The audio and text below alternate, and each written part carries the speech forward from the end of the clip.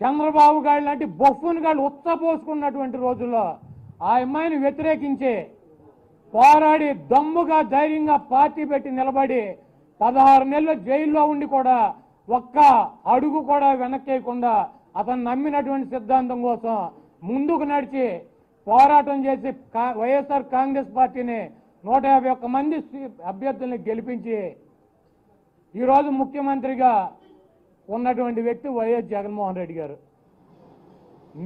నీది నీ బాబురా నీచమైనటువంటి బతుకు, కుక్క బతుకు.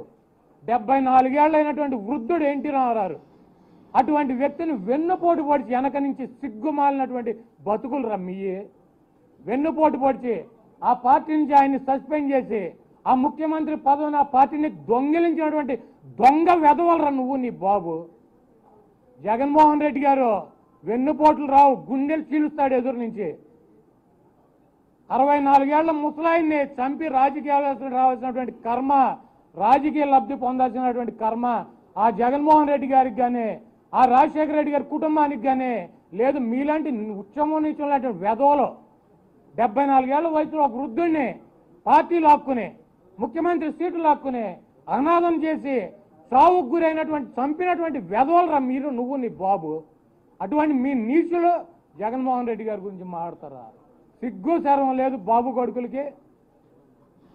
పిచ్చివాగుడు, నోటికి ఏదో వస్తే అది వాగటం, నోటికి ఏదో వస్తే అది మాట్లాడతాం. నువ్వెంత నీ బతుకెంత కుక్క బతుకు లోకేష్గా. ఒక ఎమ్మెల్యే కూడా గెలవలేనటువంటి వెధవే నువ్వు. 151 సీట్లు గెలిపించి ముఖ్యమంత్రి అయినటువంటి జగన్మోహన్ రెడ్డి గారికి నీకు పోలిక ఆకాశానికి పాతాళానికి ఉన్నంత తేడా ఉంది మీ ఇద్దరికి. 74 ఏళ్ళ వృద్ధుడిని వెన్నుపోటు పొడిచి నువ్వు నీ బాబు మీదేం రక్తం రా సన్నాసి వెధవల్లారా. మీరు ఒక వృద్ధుడిని చంపి వెన్నుపోటు పొడిచి రాజకీయాల్లోకి వచ్చి సిగ్గు లేకుండా ఆ పార్టీని నడుపుతున్నటువంటి సిగ్గుమాలినటువంటి బతుకులు మీయి. జగన్మోహన్ రెడ్డి గారిది కాదు. జగన్మోహన్ రెడ్డి గారు సోనియా గాంధీని వ్యతిరేకించాడు. నీ బాబు ఉచ్చబోసుకున్నటువంటి టైంలో వ్యతిరేకించి పోరాడి 16 నెలలు జైల్లో ఉండి ఈరోజు ముఖ్యమంత్రిగా ఉన్నాడు. అటువంటి వ్యక్తిని నువ్వు మాట్లాడేది సిగ్గులేని వెధవల్లారా. అదేవిధంగా ఏది పడితే 10th క్లాస్ తప్పాడు జగన్మోహన్ రెడ్డి గారు. నేను తప్పారా 10th క్లాస్? నీకు దమ్ముంటే నువ్వు మగాడివి అయితే, చంద్రబాబు కొడుకు అయితే నీ తాత ప్లేస్ గుడివాడని చెబుతావు కదా, వచ్చి నా మీద పోటీ చేసుకెళ్ళు.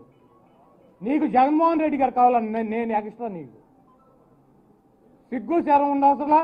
మనిషి జన్మ కాదు మీరు ఎత్తింది బాబు కొడుకులో. 74 ఏళ్ళు వృద్ధుడిని చంపింది మీరు కాదు. ఆ పార్టీని దొంగిలించినటువంటి దొంగలు మీరు కాదు, వెధవలు మీరు కాదు. వివేకానంద రెడ్డి గారు సొంత బాబాయిని 64 ఏళ్ళ వృద్ధుడిని చంపి రాజకీయాల్లోకి రావాల్సినటువంటి రాజకీయ లబ్ధి పొందాల్సినటువంటి కర్మ జగన్మోహన్ రెడ్డి గారికి ఉందా? ఆ రోజు సోనియా గాంధీని వ్యతిరేకించాడు.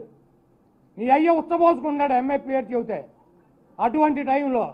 కాబట్టి నోరు ఉంది కదా అని చెప్పి పిచ్చి వాగుడు పిచ్చి కుక్కలాగా మొరగమాక. నీ బాబు నీకు సిగ్గు లేనటువంటి వ్యక్తులు పప్పుగాడవడు తుప్పుగాడవడు ఏది పడితే అది మాడతాం. జగన్మోహన్ రెడ్డి గారు చంద్రబాబు మీద ఏమైనా విమర్శలు చేస్తే అసెంబ్లీలో చంద్రబాబు నాయుడు గారిని సంబోధించాడు. 15 రోజుల అసెంబ్లీ సమావేశాలు ఎక్కడన్నా ఒక మాట అన్నాడు తూలి. ఆయన ఏ రకమైనటువంటి విమర్శలు చేశాడు? ఇది బాబు విజనరీ అంట. దేనికి విజనరీ? ఇటువంటి సన్నాసిని ఖండనన్నట్టు తెలవనటువంటి వ్యక్తి విజనరీనా? ఇటువంటి వెధవకే ఒక ఎమ్మెల్యేని కూడా గెలిపించుకోలేనటువంటి వ్యక్తి ఒక విజనరీనా? ఈరోజు కోర్టుల్ని జగన్మోహన్ రెడ్డి గారు ఏదో అన్నాడు, జడ్జిలను అన్నాడు అని తెలుగుదేశం పచ్చ బ్యాచ్ ప్రచారం. ఈ సభకు హక్కులు ఉన్నాయి, శాసనసభకు చట్టాలు చేసేటువంటి హక్కులు ఉన్నాయి. మా పరిధులేంటో మా పరిమితులేంటో మాకు తెలుసు. ఏ వ్యవస్థ కాడ ఇంకో వ్యవస్థలోకి దూరనంతసేపు బాగానే ఉంటుంది. దూరి ఆపాలని చెప్పి ప్రయత్నం చేస్తే అనేక రకాలైన వివాదాలు వచ్చి ఈ రాష్ట్రం నష్టపోతుంది. కాబట్టి కొంతమంది వ్యక్తులు వ్యవస్థలను అడ్డం పెట్టుకుని వేరే వ్యవస్థల మీద ఆధిపత్యం చెలాయించాలని చూస్తే అది కరెక్ట్ కాదు. ఈ రాష్ట్ర ప్రభుత్వానికి ఒక విధానం ఉంది. 3 రాజధానులు వికేంద్రీకరణ మా సిద్ధాంతం అని చెప్పారు. దానికే కట్టుబడి ఉన్నామని చెప్పారు. న్యాయ సలహాలు తీసుకుంటున్నామని చెప్పాడు ఆయన. న్యాయస్థానాల మీద అపారమైనటువంటి గౌరవం ఉందని చెప్పాడు. ఏం చేయాలో ఆలోచించి ముందుకు వెళ్తామని చెప్పాడు.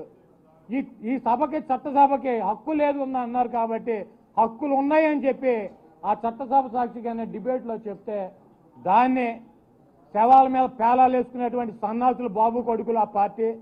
జగన్మోహన్ రెడ్డి గారు ఏదో న్యాయ వ్యవస్థను అన్నాడు, జగన్మోహన్ రెడ్డి గారు ఏదో చేసేసాడు, గౌరవం లేదు. అందరికన్నా పేదవాడిని అట్టడుకున్నటువంటి వ్యక్తులను కూడా గౌరవించేటువంటి జగన్మోహన్ రెడ్డి గారు. కాబట్టి నోరుంది కదా అని చెప్పి పిచ్చి కుక్కల్లాగా బాబు కొడుకులు మరకుండా ఒళ్ళు దగ్గర పెట్టుకుని ఉండాలి.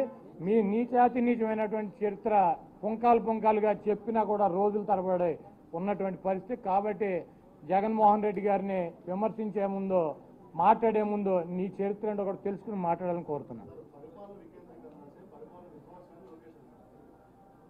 ఇప్పుడు లోకేష్ అనేటువంటి బొఫ్ఫూన్ గాడు అసలు వాడికి ఏం తెలుసు? ఆడు ఒక టన్నో 2 టన్నులో పప్పు తినమంటే తినటం తెలుసు. ఒక 25 లక్షలు పెట్టి బాదం పప్పు, జీడిపప్పు, పిస్తా పప్పు తినమంటే తినటం తెలుసు. వాడికి ఏం తెలుసు? ఇక్కడ రాజధాని పెట్టి మంగళగిరిలో ఓడిపోయినటువంటి వెధవ, మీరు ఆ వెధవ ఇక్కడ వచ్చి మాట్లాడుతూ మా కర్మ. 4 సార్లు 10th క్లాస్ తప్పి నేను ఎమ్మెల్యే అయ్యా. వీడు ఎక్కడో అమెరికా వెళ్ళి స్టాన్ఫర్డ్లోనే ఎక్కడో చదివి పీకి వచ్చానని చెబుతాడు. వచ్చి మంగళగిరిలో పప్పు సొద్దలాగా తప్పాడు ఇక్కడ. ఎందుకు అదో బతికేనా? 74 ఏళ్ల వృద్ధుడిని చంపి, వెన్నుపోటు పొడిచి వృద్ధుడిని చంపి పార్టీ లాక్కుని ముఖ్యమంత్రి పదవి, ఆ పార్టీని డిఫాల్టర్ల పార్టీ చేశారు. అది కూడా ఒక బతికేనా?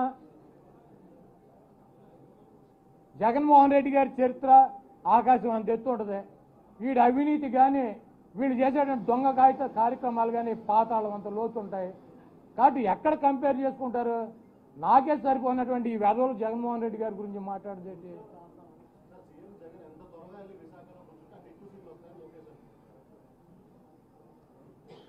జగన్మోహన్ రెడ్డి ముఖ్యమంత్రి ఆవిడ రాసుకోండి అని కొంతమంది తిరిగారు పోయిన సరే. జగన్మోహన్ రెడ్డి గారు తాడేపల్లి, ఆయనకి ఇల్లు లేదు. జగన్మోహన్ రెడ్డి గారు హైదరాబాద్ నుంచి గెస్ట్ లాగా వచ్చి వెళ్తున్నాడు. మేము బాబు కొడుకులు ఇద్దరం ఈ కాలువ కట్టిన ఎప్పుడు పడి ఇక్కడే వస్తున్నాం అని చెప్పారు. చంద్రబాబు నాయుడు 2050 దాకా విజన్ అని చెప్పి వేసుకున్నాడు. 5 సంవత్సరాల్లో పీకి ఆ పక్కన ఉన్నటువంటి నదిలోకి ఇసురు కొట్టారు బాబు కొడుకులు ఇద్దరిని.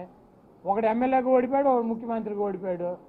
మళ్ళీ వచ్చి వైజాగ్ వెళ్తే ముఖ్యమంత్రి గారు మేము ఎక్కువ సీట్లు గెలుస్తున్నామని చెబుతున్నారు. మీ కోరిక నెరవేరుద్ది. ముఖ్యమంత్రి గారు డెఫినెట్గా వైజాగ్ వెళ్ళి వైజాగ్ నుంచి పరిపాలన సాగిస్తాడు. అది కూడా చూద్దాం. మీకు ఈసారి ప్రతిపక్ష హోదా కూడా రాదు. కాబట్టి ఇటువంటి చిల్లరగాళ్ళు మాట్లాడే మాటలు పెద్ద పట్టించుకోవచ్చు.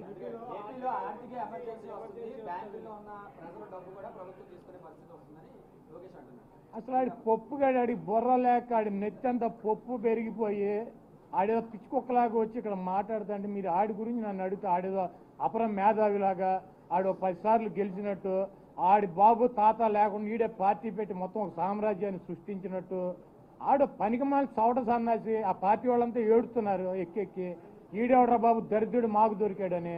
ఆడు అడిగిన క్వశ్చన్ నన్ను అడిగితే నేనేం చెప్తాము?